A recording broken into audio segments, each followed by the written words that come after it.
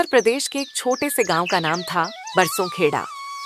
गंगा के किनारे बसा ये गांव सूखे और बाढ़ के बीच झूलता रहता था। गांव की आखिरी गली में जहां से खेत शुरू होते थे, वहां एक पुरानी मिट्टी की मढ़ी में रहता था हरिया। उम्र करीब 52 साल, लेकिन चेहरे की झुर्रियां और कमर की झुकन 70 की लगती थी। हरिया के पिता भी किसान थे, दादा भी परदादा भी। यही खून था जो उन्हें खेत से बांधे रखता था।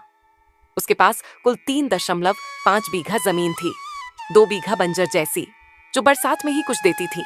बाकी पर गन्ना, धान, गेहूं और कभी कभी सब्जी।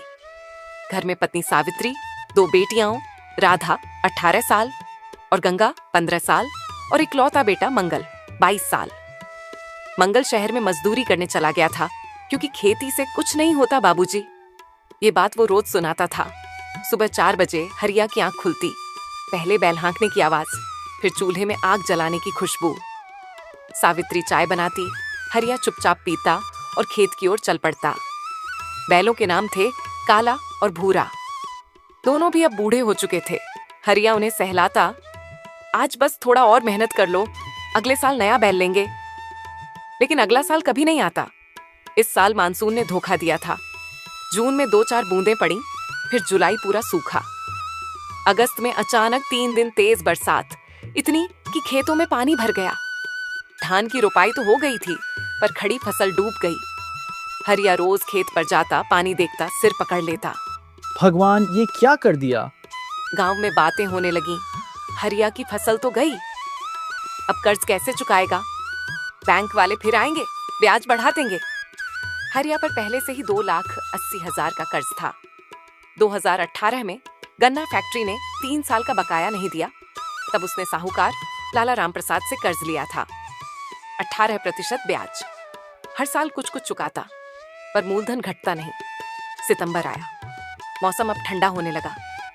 हरिया ने जो बचा खुचा धान था, उसे काटने का फैसला किया, लेकिन मजदूर नहीं मिल रहे थे।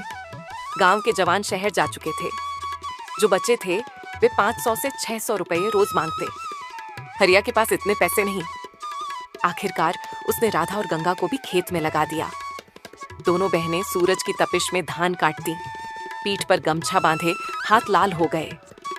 सावित्री घर पर रोटी बनाती, खेत में पहुंचाती। एक दिन शाम को हरिया खेत से लौटा तो देखा, घर के बाहर लाला रामप्रसाद की गाड़ी खड़ी है। लाला 60 के करीब, मोटा सफेद कुर्ता, सिर पर पगड़ी, साथ में 2 आदमी। एक को हरिया जानता था, वो लाला का लड़का विकास था। लाला की आवाज गूंजी, कब आएगा पैस? लाला जी, इस बार फसल डूब गई। अगले साल गन्ना लगाऊंगा, फैक्ट्री से पैसा मिलेगा तो अगले साल। हर साल यही सुनता हूँ, ब्याज तो बढ़ता जा रहा है। अब 3,40,000 हो गए, जमीन गिरवी रखनी पड़ेगी। हरिया का चेहरा सफेद पड़ गया। जमीन उसके लिए सिर्फ जमीन नहीं थी, वो उसकी पहचान थी, उसकी विरासत थी, उसके बच्चों का भविष्य था। रात को हरिया सो नहीं पाया, छत पर लेटा तारे देखता रहा। सावित्री पास आई, कुछ मत सोचो, भगवान सब ठीक करेगा। ठीक कब करेगा सावित्री? 30 साल से रोज खेत में खून पसीना बहा रहा हूँ। आज भी बच्चे भूखे सोएंगे। अगले दिन सुबह हरिया गांव के सरपंच रामदास के पास गया। ने कहा, सरकार की योजना है, फसल बीमा क्लेम करा लो। रामदास हरिया ने फॉर्म भरा, फोटो लगाई, लेकिन पता चला कि बीमा कंपनी कह रही है बारिश से डूबने पर क्लेम नहीं मिलेगा, क्योंकि ये प्राकृतिक आपदा नहीं मानी गई। हरिया रो पड़ा। अक्टूबर आया, गेहूं की बुआई का समय। हरिया के पास बीज भी नहीं बचे। उसने आखिरी उपाय किया, गांव के बाहर वाले कृषि विज्ञान केंद्र गया। वहां एक युवा अधिकारी अजय सिंह मिला। अजय ने सुना, फिर कहा, आपको आधुनिक तरीके अपनाने होंगे। ड्रिप इरिगेशन, जैविक खाद, कम पानी वाली फसलें जैसे मूंग, उड़द। हरिया हंसा, साहब, मेरे पास तो पानी ही नहीं, ड्रिप कैसे लगाऊं? सरकार सब्सिडी दे रही है, मैं मदद करूंगा। अजय सच में मदद करने लगा। पहले तो हरिया को शक हुआ, लेकिन अजय रोज आता, खेत देखता, मिट्टी की जांच करवाता। धीरे धीरे हरिया का मन बदला। उसने 1 बीघा में मूंग लगाई, कम पानी वाली फसल, साथ में गन्ने की पौध भी रोपी। लेकिन इस बार नई वैरायटी, जो 10 महीने में तैयार होती थी, और ज्यादा चीनी देती थी। सर्दी आई, गांव में ठंड बढ़ी।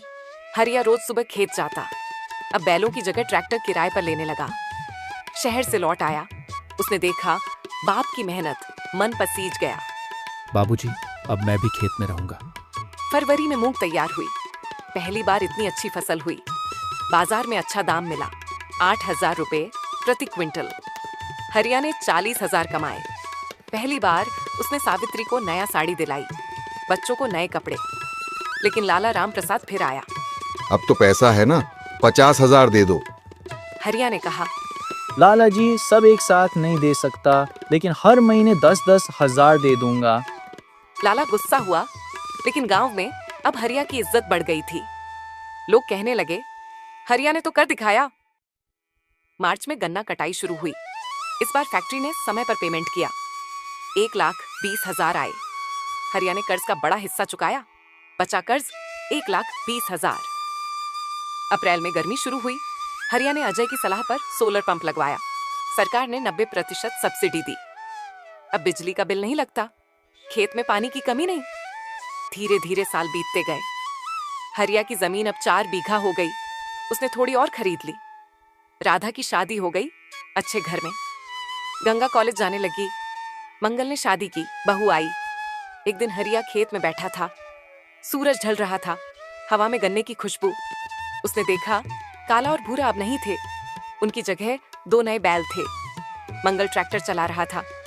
हरिया ने आकाश की ओर देखा। भगवान, तूने सुना? देर से सही, पर सुना। और उस दिन हरिया ने फैसला किया, अब वो गांव के और किसानों को सिखाएगा।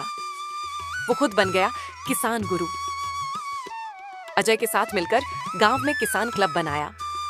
लोग आते, नई तकनीक सीखते। आज भी बरसोखेड़ा में लोग कहते हैं, हरिया काका ने दिखा दिया कि किसान सिर्फ मेहनत से नहीं, समझदारी से भी जीत सकता है।